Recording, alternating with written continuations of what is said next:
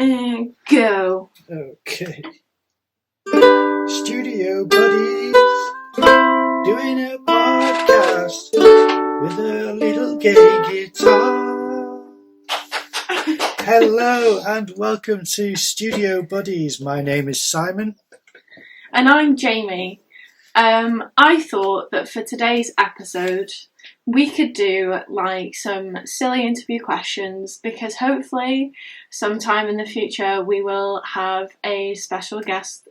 But that's spoilers. I'm not going to spoil it for anyone.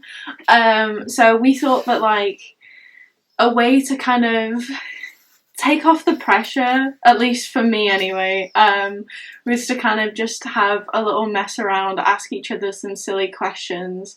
And I think it'd be, I don't know, some people might find enjoyment out of it to kind of get to know our weird side, I suppose. So that was the whole idea behind this episode.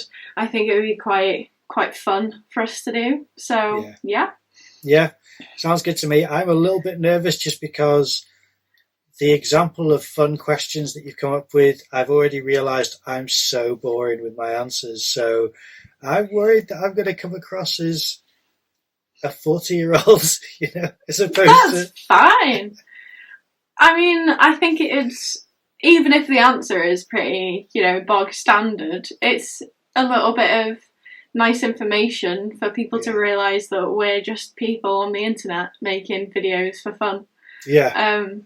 Yeah. Okay, cool. Well, if you want to set the tone, because I'm going to take your lead, because I haven't got any prepared questions in my head. I'm just going to be trying to freestyle. Okay, what's whatever. So, okay. I only have one question that I thought of. So we're going to be winging it like we do every episode, obviously. None of this is ever scripted. So my first question to you is, what is your favourite brand of tea and why? Well, okay, so my boring answer is I no longer drink hot drinks. I've stopped drinking hot drinks. When I quit smoking, I quit drinking coffee, and I drank less tea than I did coffee. And I used to drink a load of really strong coffee. As you know, I'd love espresso. That's what I'd always have in university. And for tea, I started liking black tea.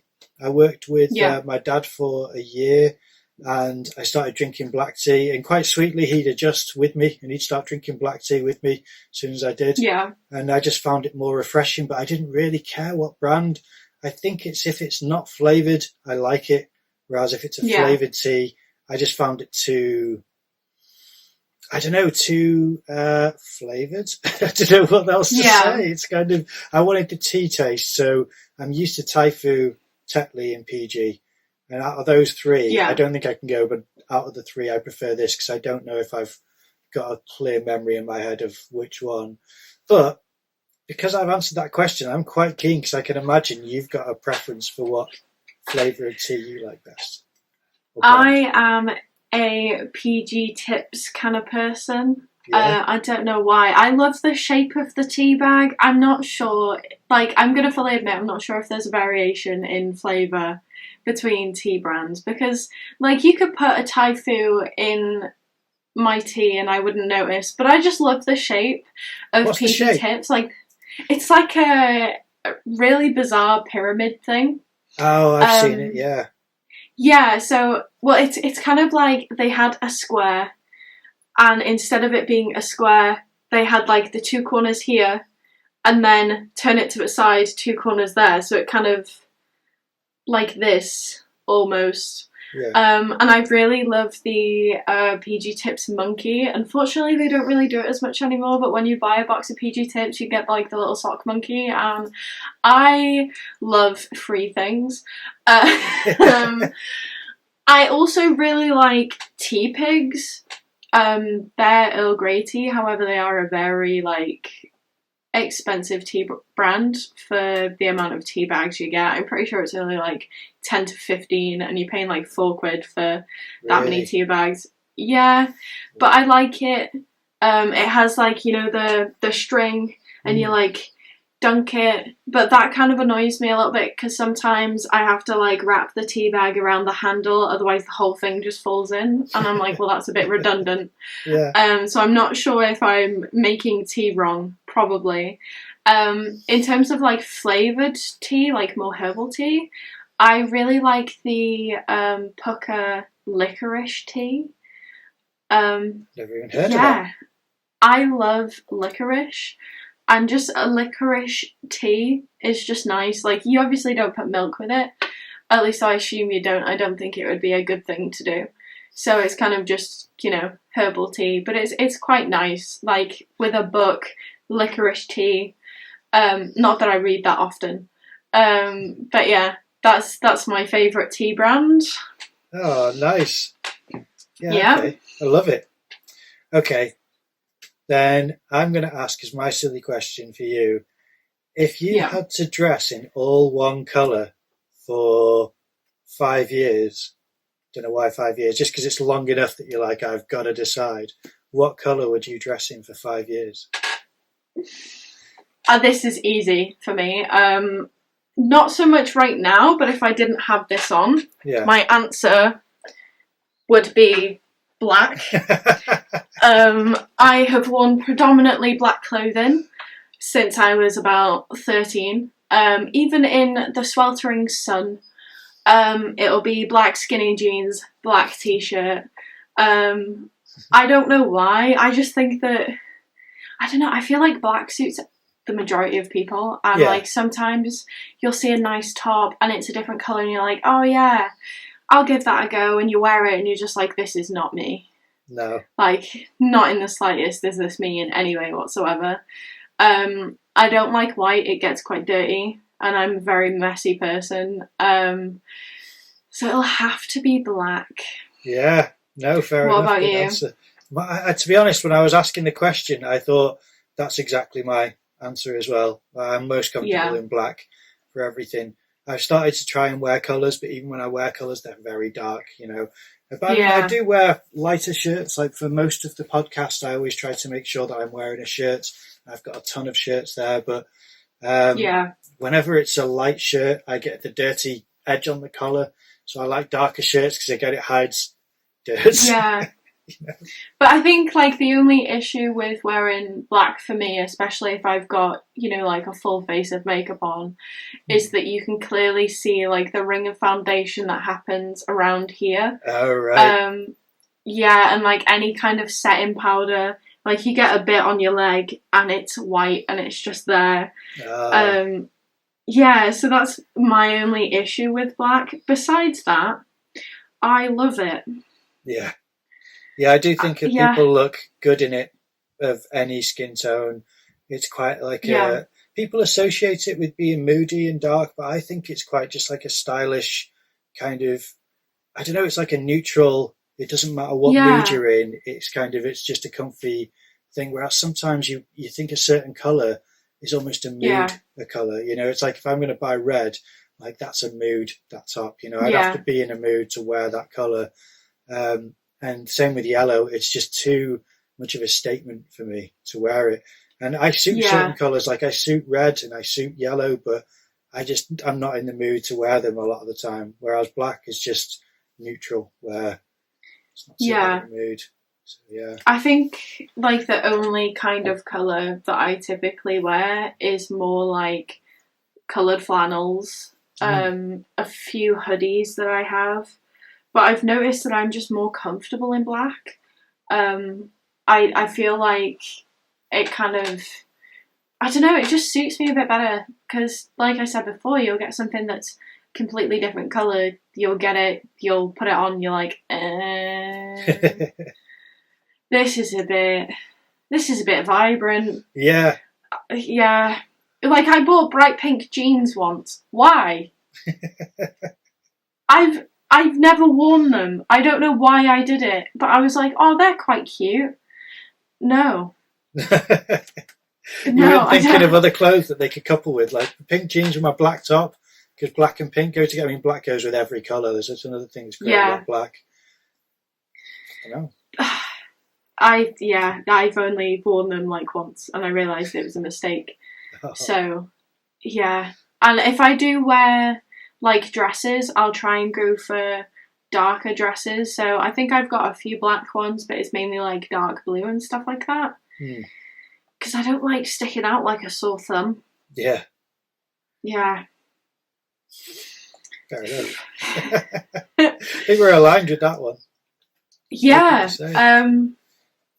Okay. Next question. What could my next question be? See, this is how prepared we are. Yeah, it's tricky. I mean, just to ask that one, I was on my toes just thinking, coming to the end of talking about tea, I was like, oh God, what can I ask? Oh my God, what's the question going to be? And my head went through like a file of facts of several different options, and I thought that could be offensive, that could be insensitive, that could be such a thing. Okay, maybe just wearing a colour because it's kind of a non-challenging thing, because I'm trying to not be too edgy with any of my questions as far as like if you had to do this or if you were going to destroy something, one of these things, what would it be? And I just thought I can't single out something that's going to affect anyone who could be watching or listening, because they might be thinking like, well, that's how I identify as that. I don't want you destroying that. So yeah, that's what I'm trying to avoid. Okay, so if you could, well, as anyone actually watching this podcast, I have dyed hair. If you could dye your hair, what colour would you dye it? Oof. I mean, when I was young, I bleached it blonde, and before I shaved my head, it was ginger, like really bright ginger, and that didn't suit me, you know. But the blonde didn't really suit me either, even though I quite liked it. This is, just so everyone knows, this is pre-Eminem, because Eminem didn't come out until I was, I think, 15 or something like that, and this was before that. You know, I was about 13 or 12 when I dyed my hair blonde. So I wouldn't have done it when Eminem came out, because I'm into hip hop and I wasn't into Eminem when he came out. I didn't dislike him. I don't like the hype, and I didn't like the fact that it was a transition from listening to hip hop at home to it just being on the radio. And I was like, why is rap music on the radio? And it's now weird for me to see. Anyway, this is getting off track. So the colour of my hair, wow, I'd have to think about, oh God, that's really tricky. That's an interesting one, because I'm now thinking black because my hair's going light brown, but that doesn't really count. I can't really do that, I suppose. That's a bit of a cheat. So maybe I'd go purple, just because I think it would be quite a fun, you know, there's different shades of purple. I'd probably go like a mid, you know, not too dark and not super light, but a mid purple, I think would be quite nice, and I've never had that. So yeah, I think it'd be awkward for me because I'm not that outgoing. So it'd be something people would want to talk to me about, and I'd probably seem like I'm associated with some band or some trend, or, oh, are you a fan of this or whatever? And I'd just be like, no, I just lost a bet. I've noticed recently, like over the past 5-10 years, people don't really pay that much attention to it anymore, which is quite nice. When I first started to dye my hair, you know, I'd get questions and stuff of like, oh, why would you want to ruin your hair? Are you not happy with your natural hair colour? And the truth is, I get bored of my natural hair colour. I have like dark brown hair with like copper tint. So in some lights you can see the bits of ginger in my hair. And as nice as it sounds, I just get bored. So right now I say my hair is more like burgundy. Ish. Yeah, it's like metallic burgundy, Yeah, but my favourite hair colour that I've had was either when it went very bright pink or the second time that I dyed it blue, and it was like a blueberry kind of blue. I looked like Coraline. I think that was in our first year of uni I did that.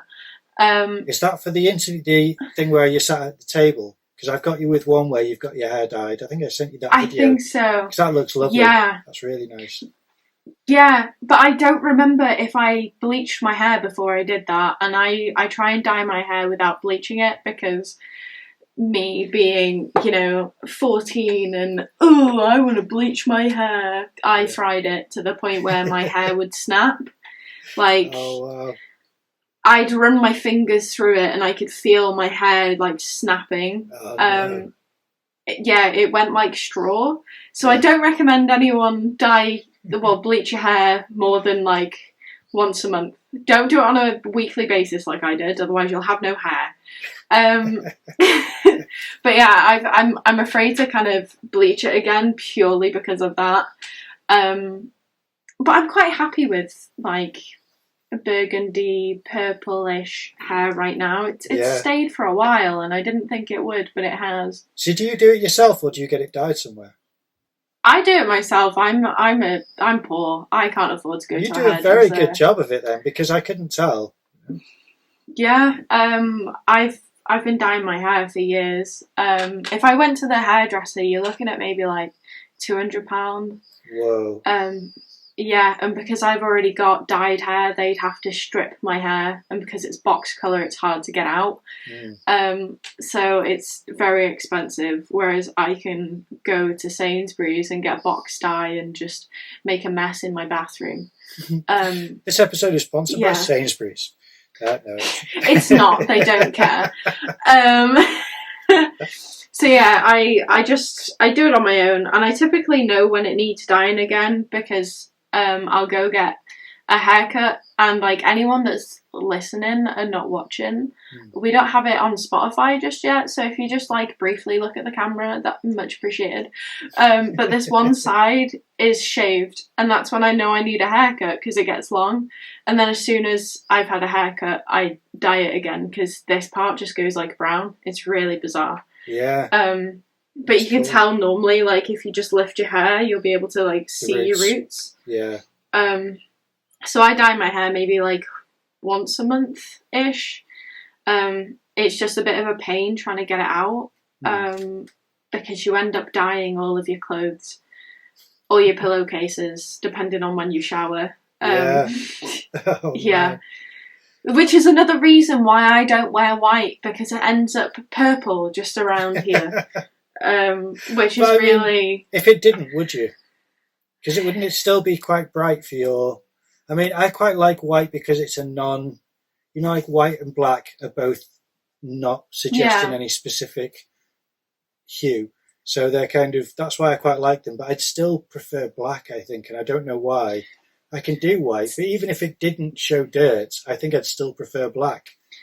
I think I prefer black because when you obviously wash your clothes, you have to separate all the whites, otherwise they go that weird grey. So you'll see like a nice white shirt and you're like, oh yeah, but I'm too lazy to separate my clothes. I literally just throw it all in, and then after like 3 washes, it's just grey.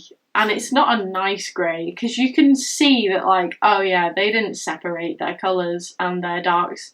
I don't even separate my colours and my darks, because the majority of my clothes are just black, so it's a bit redundant to me. Yeah. Okay, go. So, cancel that. Stop my camera from wobbling. Stop wobbling. Wait, is mine recording? Okay. Yeah, mine's recording. Good. Okay. I would say, I mean, I don't know how silly the question is. It's more just a curious question, which is, if you had to just uproot and live in another country for the next, let's say, 10 years, what country would you pick? Australia. Australia? Why Australia? Yeah. I thought New Zealand. We've had this conversation before with you guys. Yeah. I've thought about New Zealand. And I love the idea of going to New Zealand. However, their gun control isn't the best, and that scares me. Living in a country where we don't have guns unless you're a farmer and you've got a shotgun, that kind of thing, that terrifies me. I know that in Australia, I mean, I could be wrong. Let me know in the comments if I am. This is from an Australian student that goes to our uni. He was saying that yes, there are guns, but they are very strict with their guns. After, a mass school shooting, they've really clamped down on gun control. The only thing that scares me about Australia, and this is gonna be me sounding like a pansy, I am terrified of spiders. I'm not gonna be the person that's like, oh, I have a phobia of spiders. But I have a genuine phobia of spiders. I will go into multiple panic attacks because of spiders. Like, I'm not the kind of person that's like, oh, I have a phobia and I'm just a bit scared. Like, no, I am terrified. When I lived in the hostel, you know, I had a spider in my room. I couldn't go to sleep. I didn't want to touch it in case it moved, and I just had multiple panic attack after panic attack because of this spider. And it was like 2 a.m, and none of the staff could help me. So I sat there and I stared at it until eventually I was able to kill it. It wasn't even that big. It was like this. And that all happened after a traumatic incident with a spider when I was like 14, and I slept on the sofa for 3 days until my mum found it because it was this big next to my head. Wow. And the only reason I knew it was there was because this one time I didn't have earphones and I heard the scratching next to my face, and the scratching was it moving. So I want to live in Australia, but the spiders there, like, they are huge. And it's either going to be the kind of situation where I get over, you know, I work through my phobia of spiders because, you know, exposure to them quite often. Or it's going to be the most traumatic event of my life where I live in constant fear all the time. And I'd be afraid to check my shoes. I wouldn't want to go outside. I'd have to spider-proof my house. And like, I've spoken to Tim, and I was like, what happens? And he was like, well, you've got to try and get it out of your house, ideally. The crocodiles. No, is it crocodile? Yeah, the crocodiles don't bother me. You can avoid those. There are specific places in Australia that you know where the crocodiles aren't, so I could just go there. And apparently, freshwater crocodiles are less aggressive, so even if you got a little bit close to one, not as likely to kill you. And that's okay. I'm like, okay, I respect you, you respect me, I won't cross into your boundaries, you won't cross into mine. Good. Spiders, on the other hand, no. They come into your house thinking they own the place. I don't know how I would deal with it, and, like, that's not okay with me. But I'd prefer to live there because it's so, like, hot, you know? I hate cold weather. As a British person, I was not made for this. I was made for a country where, like, the only season is summer. I love summer so much. It's like the time where I'm happy because I can go outside in shorts and t-shirt, sunscreen, put that on. But it's great. You don't have to wear thick coats and your nose doesn't get cold. You're just a bit warm, and I like that. So that's why I'd want to live there. Well, you see now, I've got several things that I want to talk about. First, I'm like, I don't know, Johnny Depp's character in Tim Burton films. So when it's sunny, I'd have an umbrella or I'd be in the shade, just kind of making sure that I'm out of the sun because I don't love it. And I kind of find it very squinty and it just really bothers me. I don't love the heat either. I don't love cold, but I like an in-between. So I think this country's climate's quite good for me. But I have heard that in Australia, more deaths occur from people, you know, like spiders dropping down in their car onto them and then crashing than being bitten. Because there's not as many people dying from bites as there are car accidents from fear of spiders. Have you seen spider season in Australia? It looks like winter. There is that many webs, it looks like winter. They're just everywhere. And to me, that is like, if hell was a thing, they'd send me to Australia and be like, it's spider season. You're sending yourself there. But I want the summer, and I want the barbecues, and I want to go surfing, and I love the accent, and I'd want to learn about the different cultures, and, you know, learn about the indigenous people and their languages, because I think that's beautiful. But the spiders. Also, when you say that freshwater crocodiles are less aggressive, it made me laugh because I was like, not less aggressive than spiders. They're more aggressive than spiders. But they're less aggressive than saltwater crocodiles. So I you know, that's fine. Comparing the crocodiles, but comparing it to a spider, I'm like, poor spiders. It's only because of the way they look. I love spiders, you see. Like, I really like spiders. Oh, no. Yeah. The only spider that I like, anyone that has TikTok, you've probably stumbled across it, are the small jumping spiders, the ones that are like this big, and they do like the little dance, and they're different colours. They're the only spiders that I like. Any other spider, no. I got used to field spiders, and then I realised how big they could grow when I had one on my wall that had a body like this, and the legs were this long, and I was just like, that is not possible, but sure. And house spiders, no, they can, no. Someone put all of them in a blender. I know that they're good for the environment. They get rid of flies, but no, hard pass. I won't go anywhere near a tarantula because they're just bigger house spiders. No, thank you. I'd rather not. I'd rather live like in a sanitary bubble than have to deal with spiders ever again. This is why I can't live on my own. It's like Blade Runner 2049 or whatever it's called. Have you seen that film? No. Alright, there's a girl in a bubble, basically, who just I would be that. Ever. Yeah. Yeah. Oh, God. No.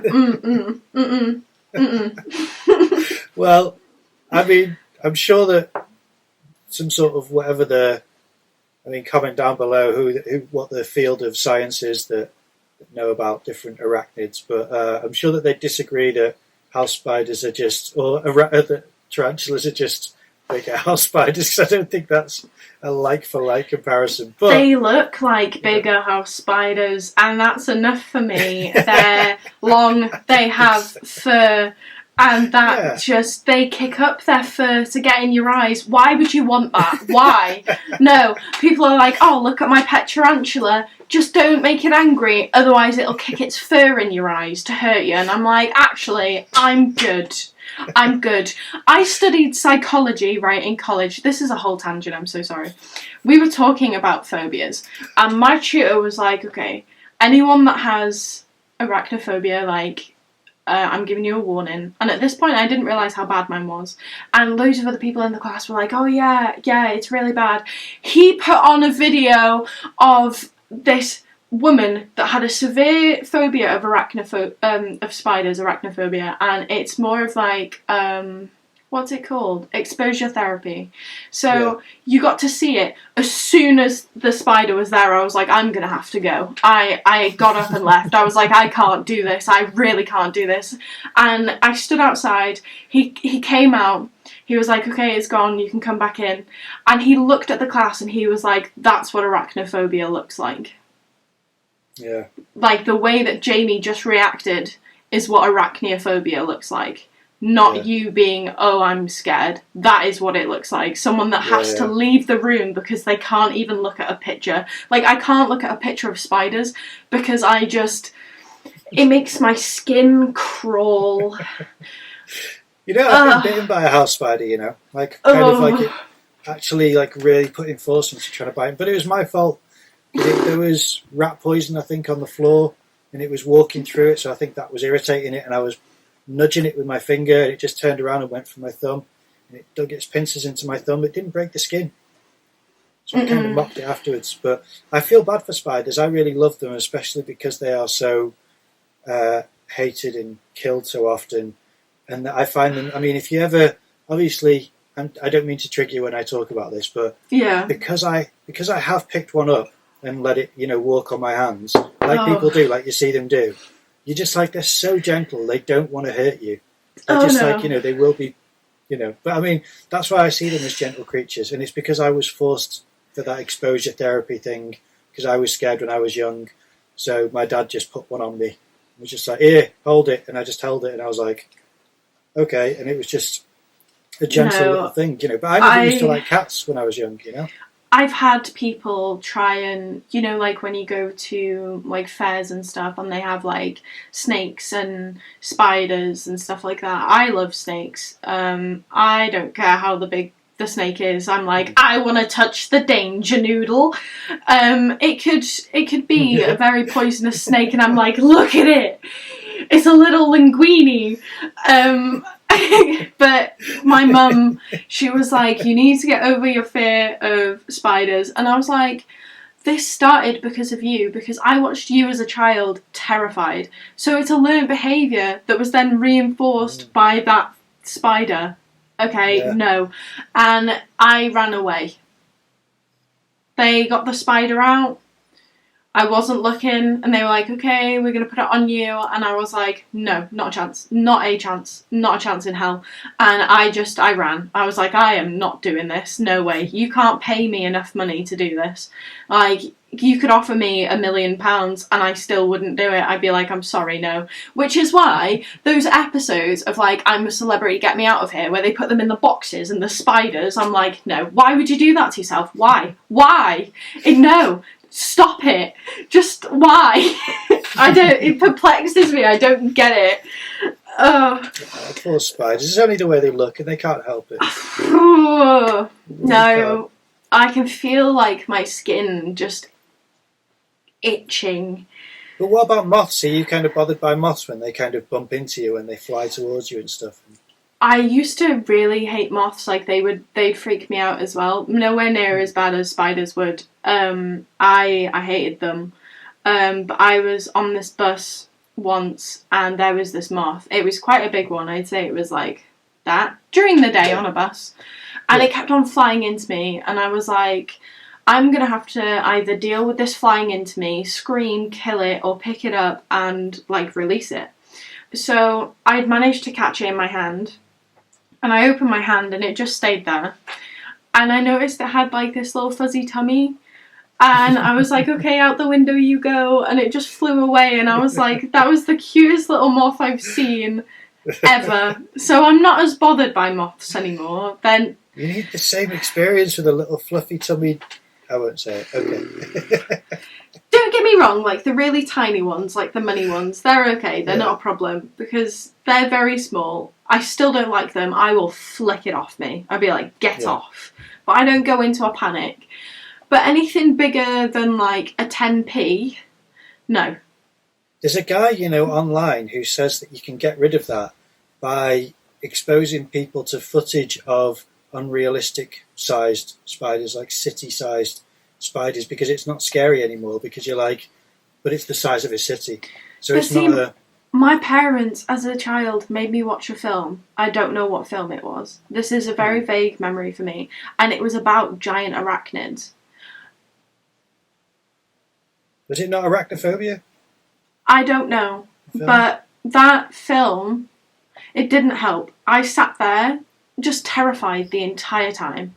And I don't know, like I've played games with big spiders, like Skyrim, Frostbite spiders. I thought you meant like patty cake.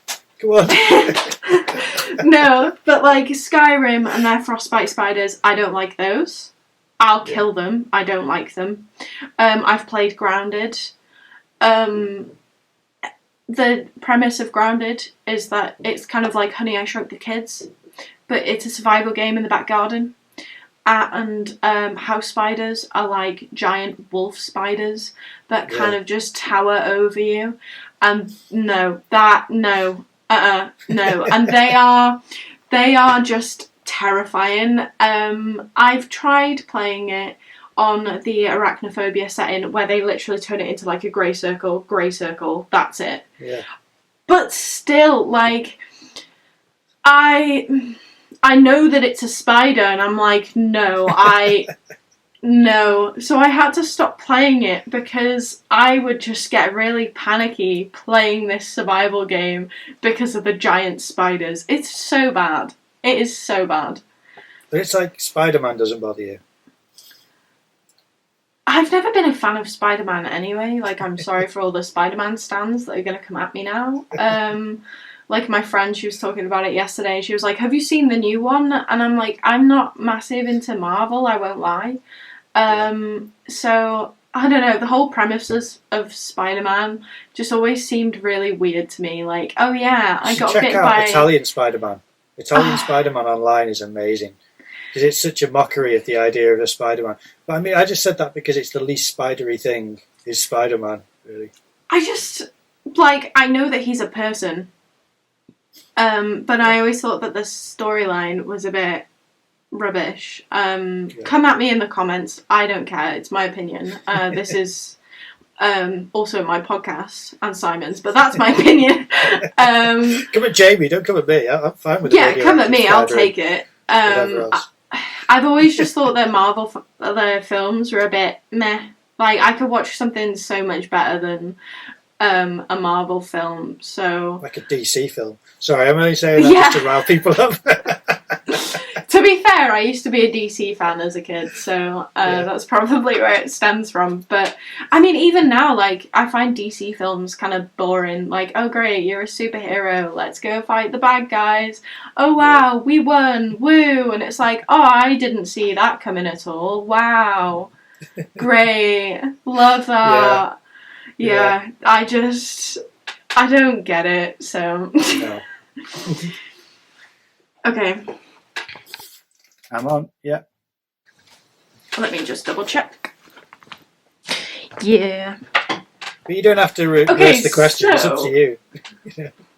You can answer the question, which country would you want to go in? I'll stop talking about spiders now. It probably would be either Italy or New Zealand.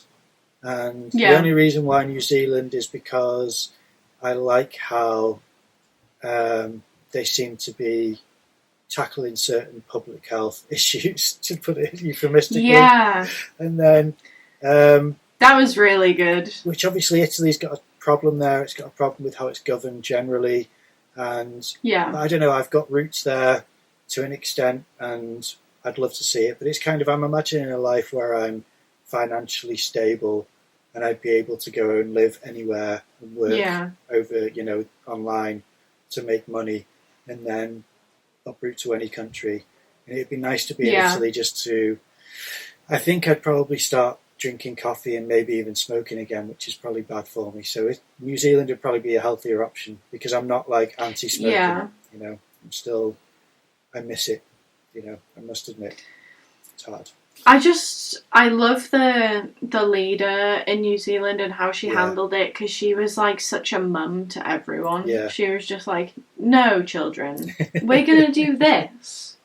And if you don't like it, go sit on the naughty step, okay? Like... Hey, if you thought you were going to get hate for the Marvel thing, you might get some hate for that because I saw in the comments of videos of her, there are some nasty comments about her, and I've not got any feeling. I love her. Yeah, it's like the same with Angela Merkel. I think it's just female leaders get a lot of vitriol against them because it's a female leader. I think there's a lot of pushback against that.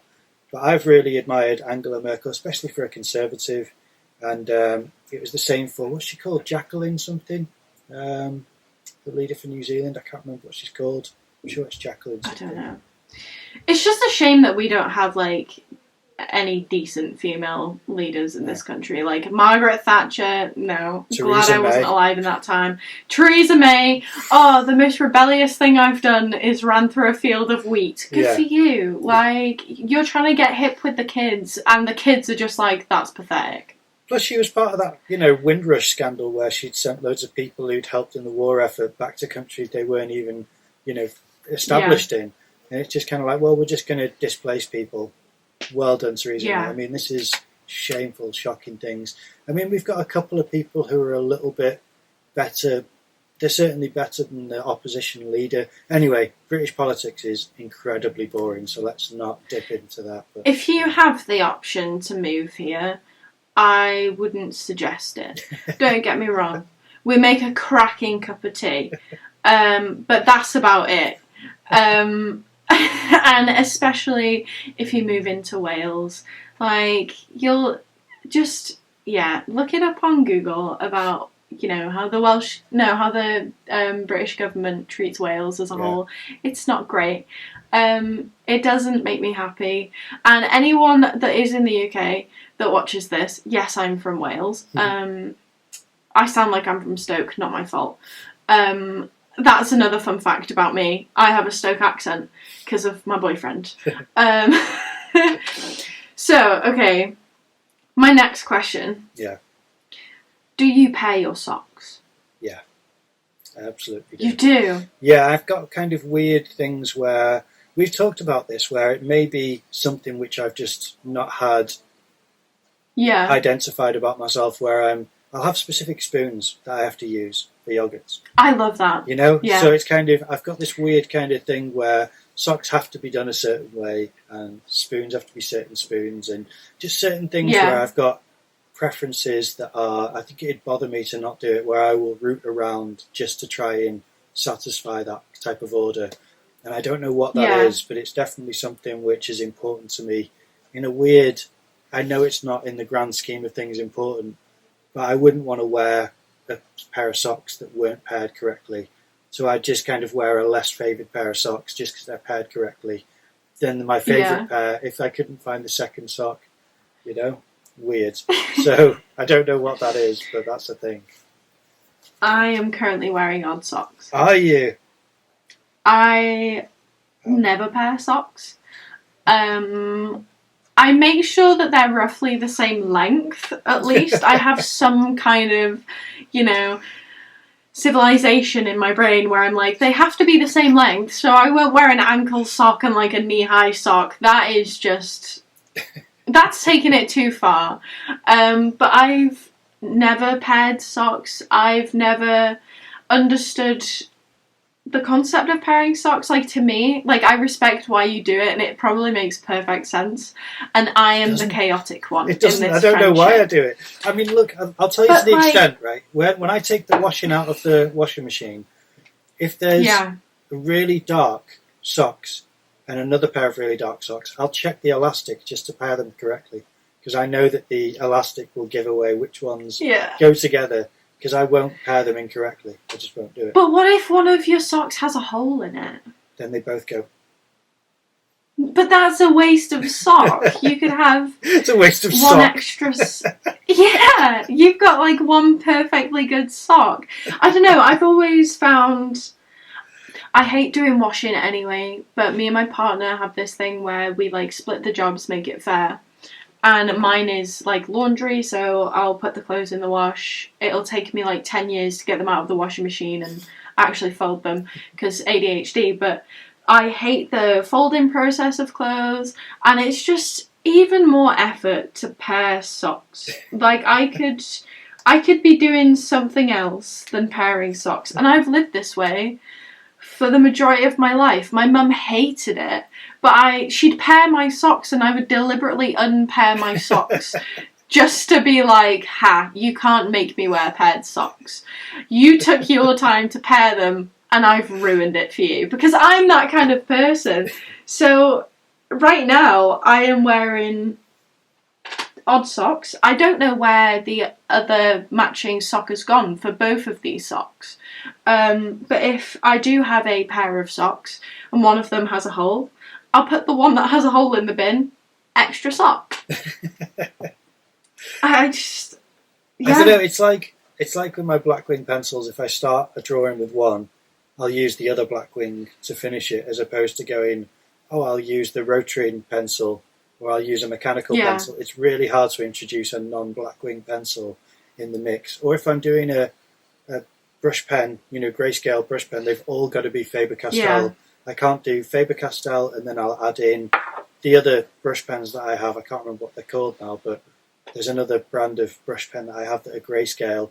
I couldn't do it because I've got to do brand loyalty for some reason. It's the same with the socks. If one goes, the other one's going with it. There are a couple. But then my partner has this thing where, like, he's not bothered by holes in socks, so he'll have like one sock that's just got 50 holes in it, and I hate holey socks. Like, even like those ones on your big toe and your toe comes out. I've made the mistake sometimes of going to work and I haven't realised that my socks have holes in, and I've had to buy socks while in work just to not have a hole in my sock, because it's so uncomfortable. I don't get it. But then I'd prefer to keep the other sock that didn't have a hole in it, so then I've got an extra sock. But when I buy the socks in work, I'll deliberately not pair them then as well. It's like I've gone into the habit of not pairing socks, and I pinch socks from other people as well. Me and my partner are really bad at it. We went to a funeral. I think it was like last week. It sounds like you're going to take it away from the, out of the casket. We opened the casket, took the socks out. We robbed his socks. No, I was stood outside. I didn't have any shoes on because we've been in the house and I can't wear shoes in the house. I don't know, that's another thing I have. And I was stood outside talking to his dad, and he looked down at my feet and he went, "Are they my socks?" I was like, they could be. They could be your socks. I'm not sure. And he asked me if I had pinched Sam's mum's socks. She doesn't know this, but I have.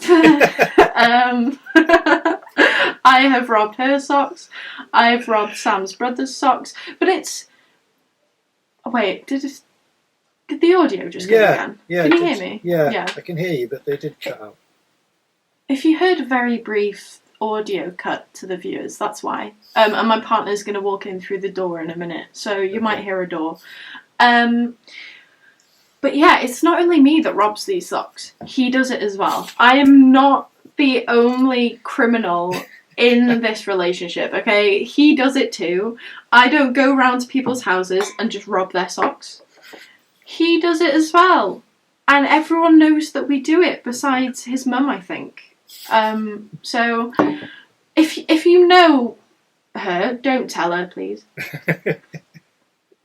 Just imagining that cat burglars just creeping in just to go and get the socks, like hanging from the ceiling like Mission Impossible. Got to get the socks with a torch in your mouth.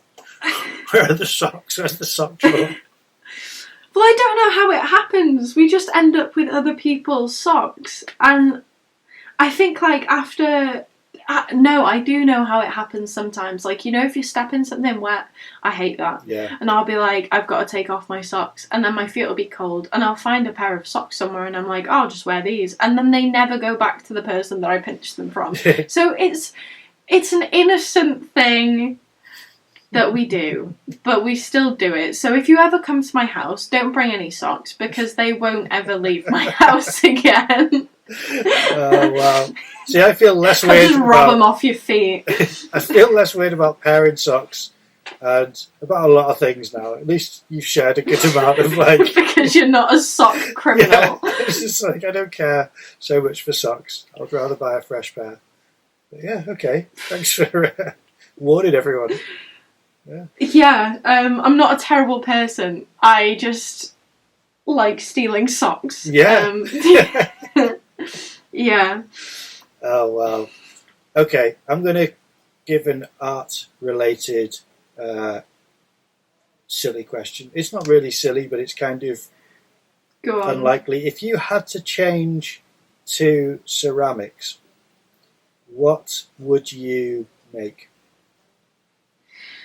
I have thought about this because I have watched a fair bit of Ace of Clay on YouTube.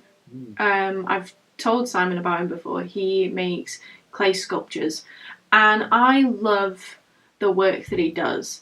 It even got to the point where I tried using clay once. I can throw pots. I'm pretty good at that, getting the clay centre of the wheel and, making those shapes, and I quite enjoy that. However, any kind of sculpture, when it comes to clay, it's like my hands turn into my feet.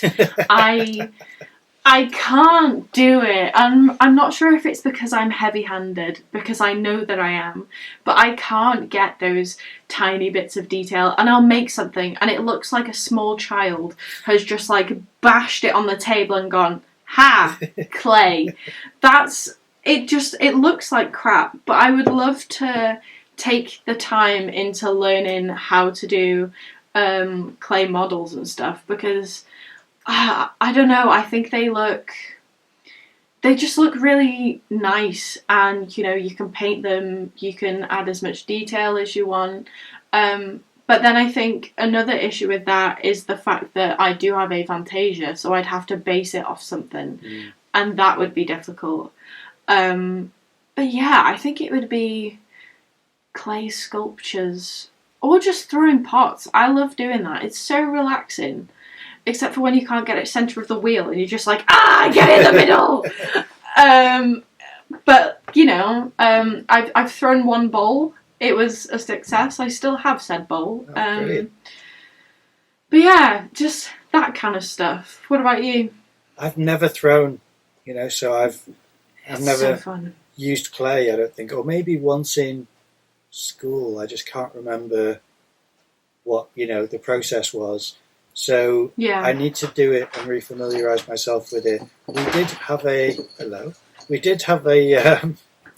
project which we were set in uni where it wasn't even an official module project. It was just a little task from one of the tutors to make an artifact. I didn't do that. I was going to say, I don't remember you making anything, so no, you didn't do it. No. But that got me started on making little heads. So I think I would like to make, people or heads. It's like I've been tempted to make a Boris Johnson just so that I can kind of exaggerate and embellish his grotesque inside on the outside, just to sort of show who he is. So I've not done that yet, but I think I might do at some point because I've got tons, as I've shown you before, of the wax that I use, the cheesy wax stuff. I've got tons of that still, and it is overflowing from the box. I can't even close the box anymore because it's too full of cheese wax. Yeah. So, yeah, I am going to make something soon. That's probably what I'd make. But I would like to try throwing. It does look really nice, but I never have had the opportunity, unfortunately. That was one of the things that I was grateful for in college. I'm also quite interested in a bit of a backstory. My friend's sister, she's very creative, but she kind of fluctuates between different things. So at one point she was doing realistic babies really well. And now she does monster clay, kind of like horror sculptures, so, like heads. And that seems really fun, and she's very good at what she does. And I'd like to kind of just sit down with her and be like, let me watch you. Yeah. Like, start to finish, let me just sit and watch you do it so I know what you're doing. I'd like to do that, but I think... I don't know, I'm not sure if it's me being ambitious, but my plan when I get a house is to have a studio in my home, in one of the bedrooms, and I want a small pottery wheel so I can just, like, throw pots. Yeah.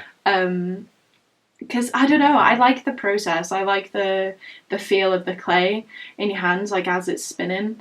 And, like, trying to get shapes and stuff like that, because you don't really need a reference for that. And I think that's one of the reasons why I enjoy it, because, like, regardless of what you make, it's gonna look kind of like something. Yeah. Even if it got to the end and you just, like, smooshed it, like, you still had the process of making something that didn't have the expectation of looking like something else. Yeah. Whereas, like, with figures and stuff, I feel like I'd get really angry because they wouldn't look like what I was using as a reference. And I think that would be one of the things that would limit it for me. Yeah, I never used a reference, so I think, actually, except for the skull, that was something where it just kept me going. It just meant that I hadn't finished, and I had to just keep picking away at it just to make sure that I'd got certain crevices in the right places, which was nice because it just shows how little I knew what a skull looked like. But I know what you mean. Otherwise, I prefer to work without reference a lot of the time, I think. Yeah. Okay, so we Excuse stop me, that. Guys, for the mukbang. Nah. Okay. Section. So, did you ask the last question, or did I ask the last question? Oh, the clay thing. Okay. What was the last question? Just shows this is the whole issue, trying to, like, pick up where you left off. So, we're only people. We struggle. I have ADHD. Not the gods you think we are. Okay, so, my next one, and this is going to be, like, quite a mundane question, but I feel like it's important. What is your favourite colour, and why? This is another one like your first question where I'm a bit boring. And really? I don't have a favourite colour.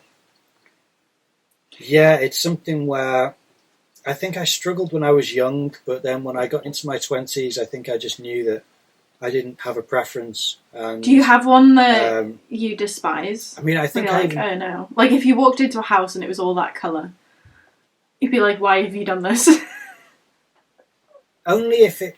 Well, it depends if it clashes. It's usually not the colour as much as it is the hue, is it? Of the colour or the saturation of the colour. It's like, I really like green, but sometimes when green can go really badly, it just can be either sickly in a weird way or just too heightened and garish.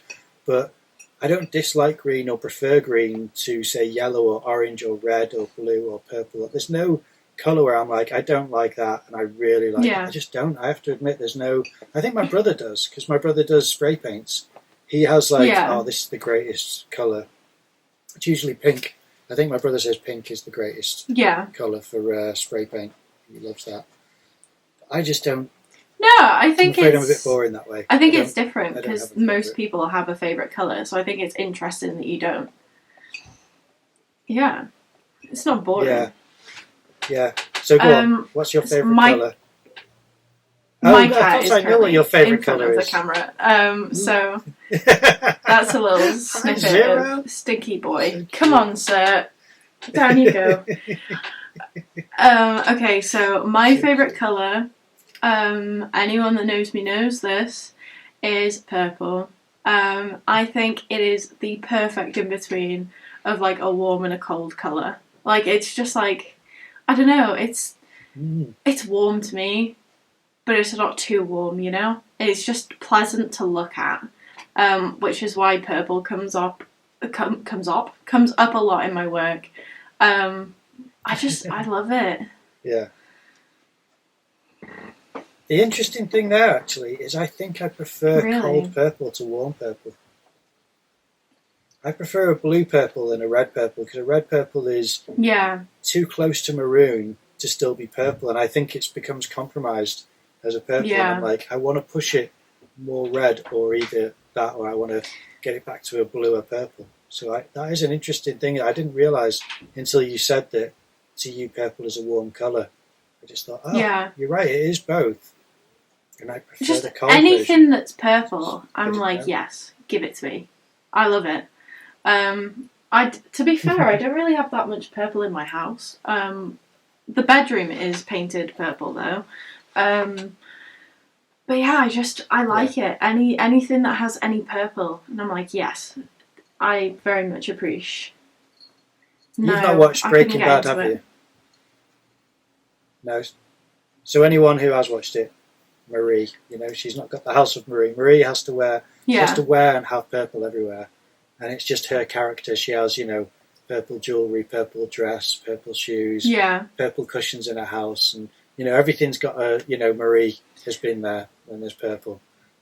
So that's when you said there's not that much purple in the house, I just thought, who's that? Yeah. Oh, it's Marie. I mean, there's, I don't know, I feel like our house is kind of a mixture of quite a few colours, but the general kind of colour scheme in the house is more like, like grey plaid and stuff like that, because it fits in really well with different kinds of furniture. But I do love a good purple. It's my thing. So nice. That works. Okay. Let me think now. Silly question. I mean, this is going to be, since you've gone with colour, I'm going to go for a similar, almost childlike, because I'm not to criticise you, but it's kind of like a childlike kind of question in a way. So I'm going to go in that direction too and say, if you could be any animal, what animal would you be? I have to think really hard about this because I love the majority of animals. I think for me personally, it's going to have to be a bat. I love them. That's a good... Yeah, I think they are so cute. Even, the ones with the really mashed faces and the massive ears, I'm like, somehow that is very adorable to me. But I love bats. I love the way they fly. They don't flap their wings together. They have tiny bones throughout their wings so they can manipulate their wing movement, and that's how they can turn corners really fast. The fact that they echolocate, I think, is top notch. I I don't know, I love them. I went to the Batcave in Chester Zoo, and I had one bat that landed on me very briefly, and it was the best day of my life. Like, Have you seen the giant bats in South America? I want to go there. Absolutely massive ones. So huge. I love it. Like, as soon as the sun starts to go down, it happened more when I was in college, but I'd be walking home and there would just be bats, and it would make my day because I think they're so cute. My friend had a bat in her house once. They had to get it out, but she was sending me so many videos because I love them. Like, I have that's a bat. It kind of looks like a Frenchie. It's not. It's a bat. So yeah, bats. What about you? Nice. I'd have to say a spider. No, doing me dirty again. I can't believe.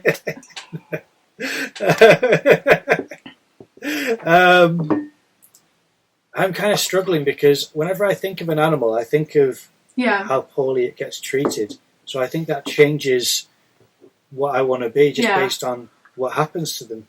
Whereas, because it's like I love tigers because I think that tigers are just this incredible creature, and yet because of how their habitats have just been so reduced, I wouldn't want to be in some enclosure or sanctuary and not be free like tigers should be. So, and I wouldn't want to be hunted by poachers. So it really changes my decision. I don't know if it should. I don't know if I should stick with, because I like the movements of them, and I used to watch a YouTube channel where a guy's got a couple of rescue tigers, and I just thought they're, just really sweet in their behaviour. They're very cat-like. But I don't know. Otherwise, I like the idea of flight more than being in the water, and I think it's because I think, again, the whole habitat has been polluted by us too regularly to want to be swimming around in our oil and our sewage and just all kinds of stuff that we put in there. I love how you've thought about like the actual life of this animal, whereas I'm like, no, they're really cool, I want to be that. Yeah. That's what I should do. I'm putting constraints on myself, being like, if I was this, I'd be hunted. If I was this, I'd be eating plastic and poop. I don't know what I want to do, so I kind of struggle a little bit because it's like initially I thought I quite like just our cats, but cats get really poorly treated by a lot of people. Finding a good home for a cat is a struggle.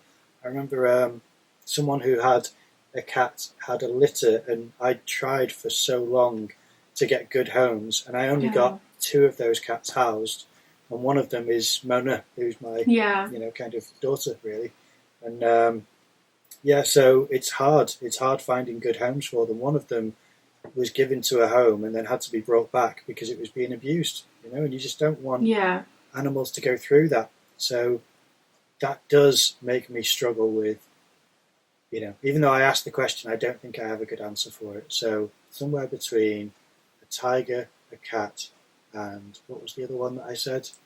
Oh, I don't remember. They're both pretty similar, but I did say something else. Something else where it was kind of...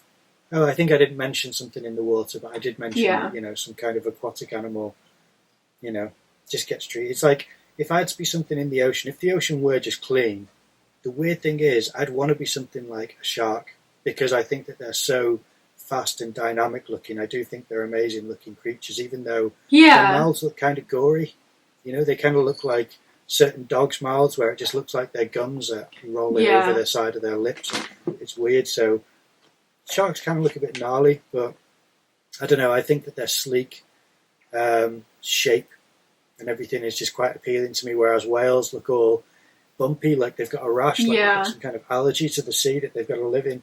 So I just kind of feel like, nothing against them. They are amazing creatures, but I don't think I'd want to be a whale where I've got all these, like I'm a ribbed. I wouldn't want to be an orca, because orcas are horrible. Like, no. Yeah, they are nasty. They are. I'm not going to say on here because it's a bit graphic. Anyone that wants to know, be warned. They're not great. So I wouldn't want to be one of those.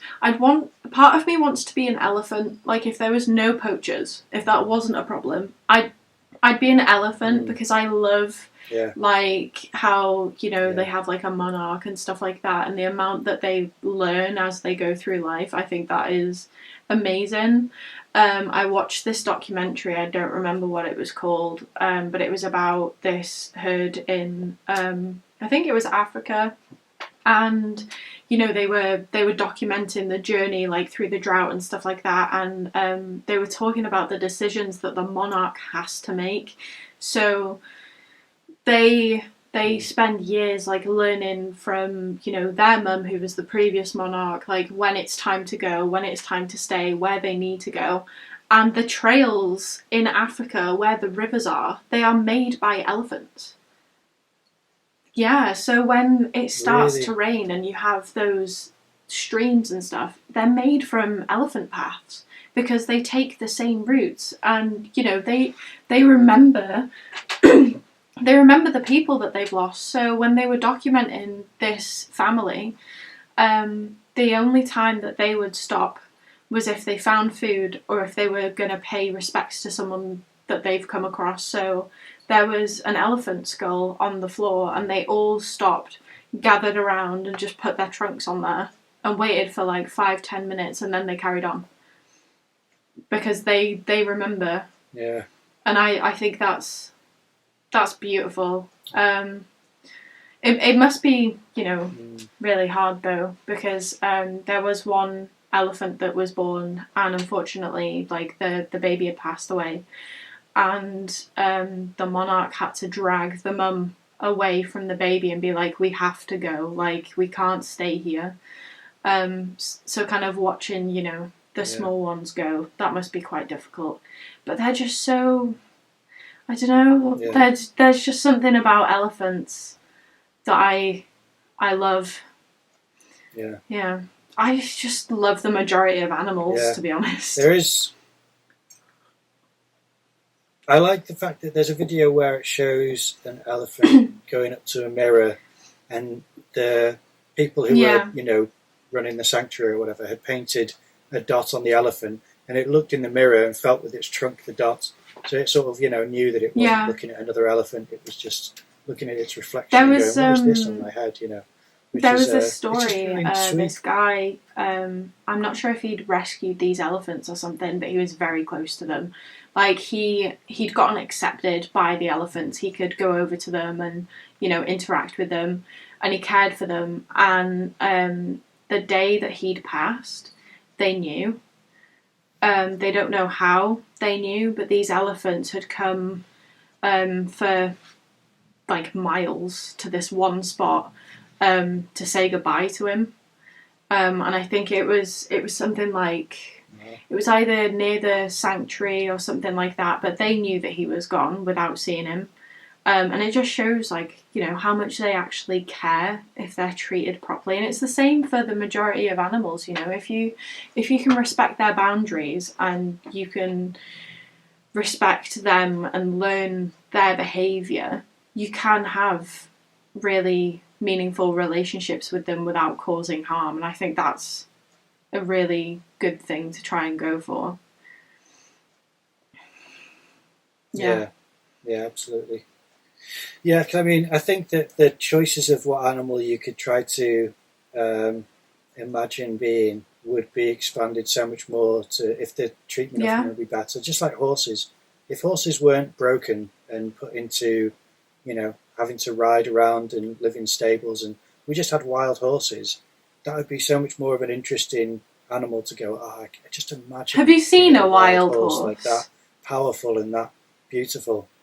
I've seen videos of some, but I've seen them, unfortunately. We went on holiday to Dartmoor, near Devon, and there were wild actually horses. Saw them in person, did you? That roaming round. They had their babies with them and stuff, and I think they got used to people, but they weren't afraid because they were treated really well. So we stopped at this one spot to go get ice cream, and there was like 20 of these wild horses, all just in that area, running along and stuff. And some of the horses actually came up to us and said hello. And I've only really ever interacted with a horse before behind a gate, so it was a bit scary because obviously they are quite powerful. But we were, we said hi to them, we were really respectful, and they let us stroke them and stuff like that. And it was great because wherever we went, there were wild horses. Like, we'd be going on long walks, and in the distance, you could see, like, a mum and her child just running through the open nothing. It was really, really nice. I wish we had more of that. Definitely. Yeah. No, I've been fortunate enough to interact with horses where... So is Sam. I'm so allergic to horses. I was just kind of... Really... Does his face kind of tingle and go all red? We went to a petting zoo, and there was, I don't know what the horses are called, the massive ones. Shire horses, yeah. And we were stroking them and stuff. We came home, and his eyes had gone bright red, like he'd smoked a fat one, and we were talking about it a few days ago, and he was saying that his skin felt like it was on fire, and his chest started to get really heavy. And I was like, if that ever happens again, you need to tell me, because as soon as your breathing starts to go, that's anaphylaxis, and you can die. Yeah. Weirdly, cold water splashed on your face can kind of ease it, because I had a video, well, I'll try to post it on here, of me saying hello to some horses, and one came up, and I kept trying to avoid my mouth from her mouth because she was trying to kiss my mouth, and I was just like, I don't know if I want to have like a mouth-to-mouth kiss with the course, but super cute. And then I could only do it for a while, and my face was just burning. And then I went inside and showed the video to everyone, and I was like, right, I've got to go to the toilet, and got to the sink and just splashed my face with cold water, and just had to consciously not touch my face, and just to calm down, and it just eases. Weirdly. I just can't believe his chest went heavy and he said nothing. Like, that's not a good sign. But we didn't know he was allergic until then. So yeah, he's never touching a horse again. Okay, let me just double check. Yeah, we're good. Okay. I always have that fear that like I've pressed record and it's not recording. So, my last question to you is, if you were on death row, what would you want your last meal to be? Is it more than one course? It can be if you want it to be. I mean, I don't know what the death row rules are, but let's say you could have multiple courses. What would you have? Because I think, I don't know, if it was, let me think. There are several meals which my mum makes, because she's a great, cook. She was in catering. Yeah. So she's very good at cooking food. But if I had to have something outside of what she makes, I think it would be a lamb boona, which was my favourite from this takeaway place in Manchester. Yeah. But afterwards, I'd like to have, as a dessert, I'd like to have cannoli from San Francisco, because I had one when I was there and I can't have it anymore. What's so I'd a have cannoli? stuff which I can... It's like a dessert pastry. Yeah. Because it's got this cream inside. It's almost like a hot dog, but the pastry covers it, and the cream is the sausage. Yeah. And it's just so tasty. And because I'm a celiac, I can't have that anymore. And I've never found wheat and gluten-free cannoli. But that would be, it'd be worth dying of that. Dying of cannoli would be my sentence, just to eat something tasty. Yeah. So I think I'd go with that. But just to give a little bit more of an extended one, if it's my mum's meals, I don't know, she makes a very good cheese and onion pie. That's usually the preference for not just me, but my brother and for his friends when they came over. They'd go, would your mum make a cheese and onion pie? Because the pastry's perfect, the cheese is so nice. And yeah, that is a pretty amazing meal that she does with mashed potatoes and beans. Yeah. It's a very British kind of like pie with mashed and beans, but it's a good meal. I do love it. So neither one is Italian, which I do feel a bit of guilt about because I am part Italian and love Italian food. But the lamb boona in Manchester was so tasty. I'd have it all the time. What drink would you have? Oh, that's a good question, isn't it? Because at the moment, all I'm drinking is water and juice. Yeah. But if I could drink anything, I think I'd like to drink... If I could drink things without being bloated, I'd like to drink beers, because beers are, celiac, so it makes me just bloated. Yeah. I'd like to drink something where I enjoy a nice cold drink, but it also gets me a little tipsy. It'd be quite fun, Yeah. at the time as well. So yeah, I think I'd go with that, or maybe even sake, because that was fun because it's a slight burn, but you do immediately feel like, whoa, the night's changed. It's kind of, you've adjusted into party mode. But yeah, so go on. What would your final meal be? My drink would have to be a milkshake from, is it Crazy Cow in Chester? I've never heard of it. It's anyone that's from Chester, put it in the comments. It's like this milkshake place where you pick like chocolate bars and stuff, and they turn it into milkshakes. Wow. So I'd have a Bounty one because I love Bounty. Controversial opinion, I know. If anyone has any leftover Bounties at Christmas, send them my way.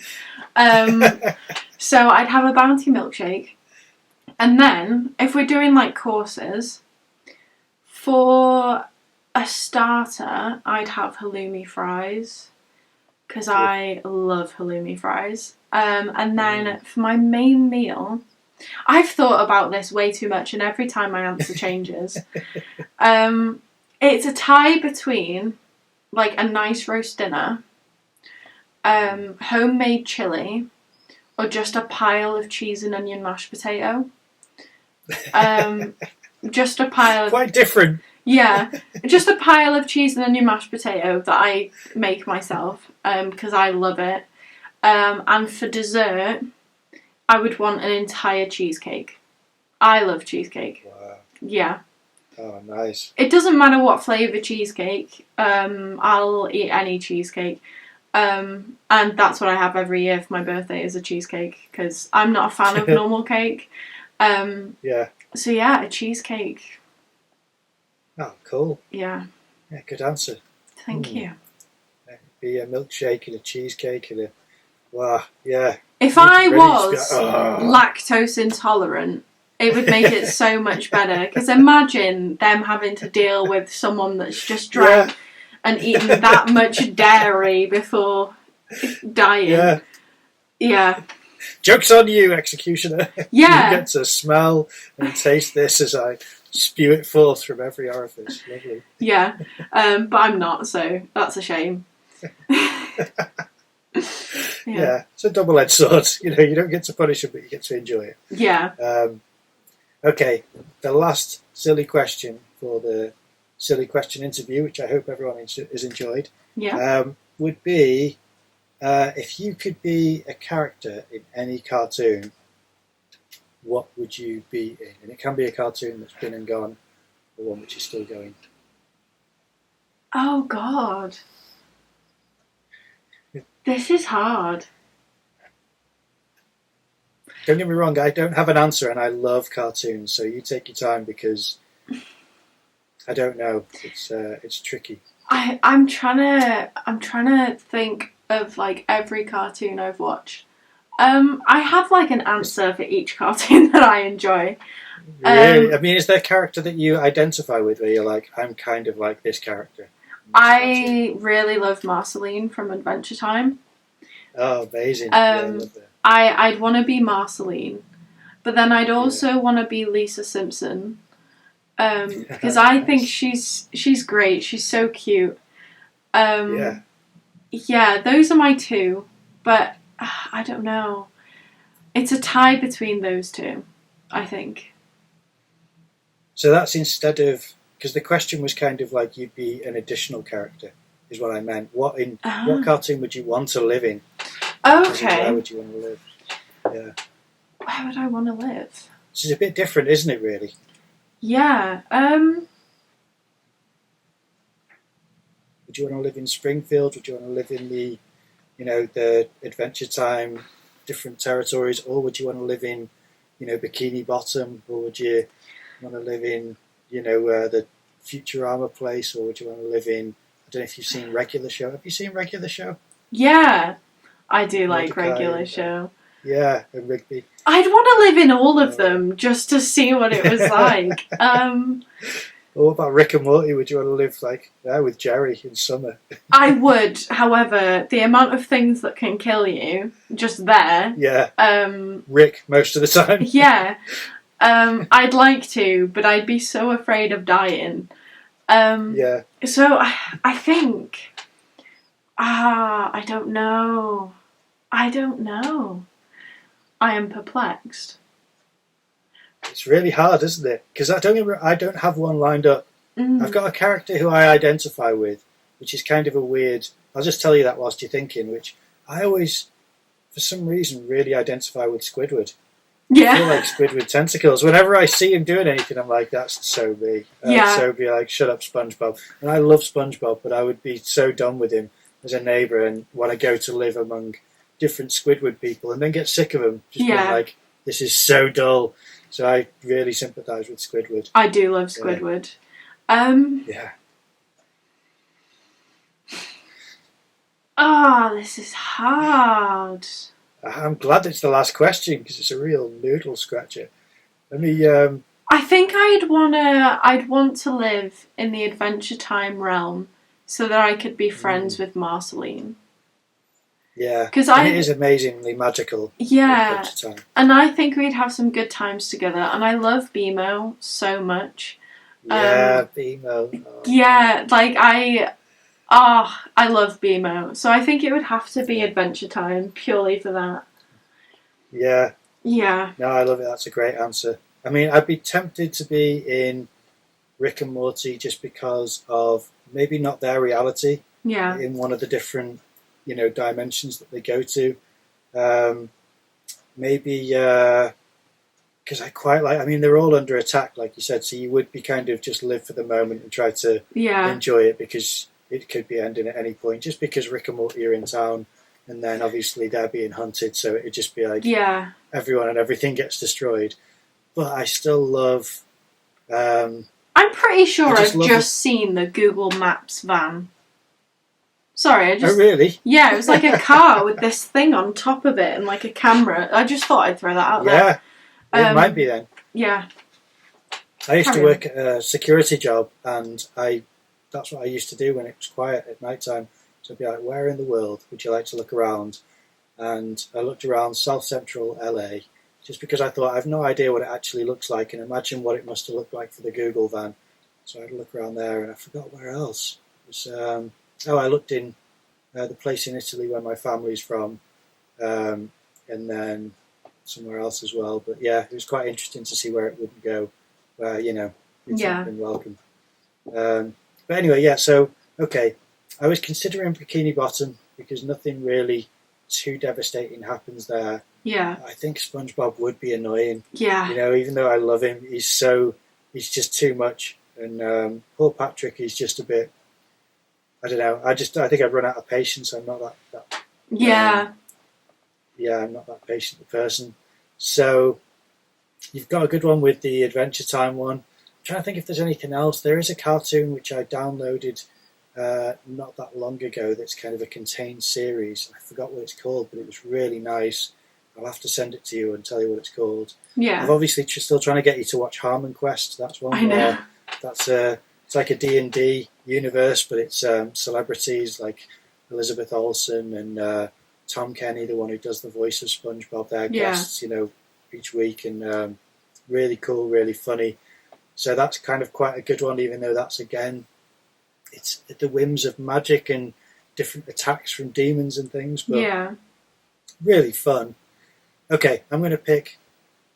I don't want to copy it now for Adventure Time. Go for it. It's probably the sweetest. It is probably the sweetest, but I think I would just live... I'd probably be a bad guy in the forest, because I quite like the bad guys. Yeah. Like, have you seen the ones like I think it's a witch who's near a well, or something like that. It's a similar thing in Samurai Jack. I don't know if you've seen the Samurai Jack episode where there's a well. It's so cool. It's a really good episode. I think I have, It's really well done, where it's like, I think it turns into leaves, doesn't it? When you drink the water, you turn into the leaves of the forest, which is just a beautiful curse.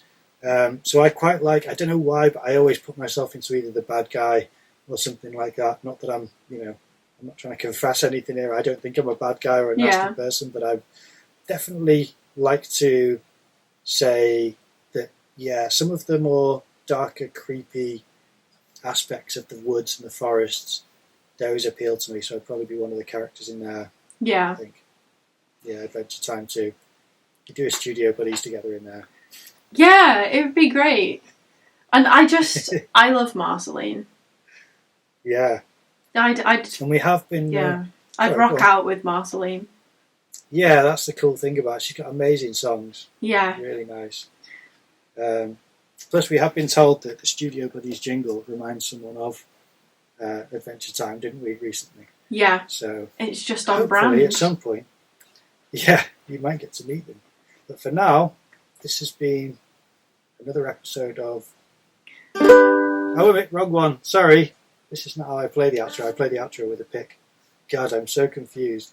Is there anything that you want to promote before we say... Yeah, I always do it with... Oh, yeah. That's the end of it. I always do those. I try to keep it consistent. Behind the curtain for you guys. Is there anything that you want to... We should probably promote or something. Like, subscribe, share. Comment. Make your Check nan out, watch it. Yeah. Check out our Instagram accounts and support us on there. And I don't know why they're not monetized or anything, but just for like additional support would hurt, and it'd be nice to see and meet people, both friendly and buddies to other studios, you know. So if you have any answers to the questions that you want to share, do that. I think it'd be quite interesting. So yeah. Would. Yeah. Okay, that's good. Thank you for watching another episode of Studio Buddies, doing a podcast with a little gay guitar.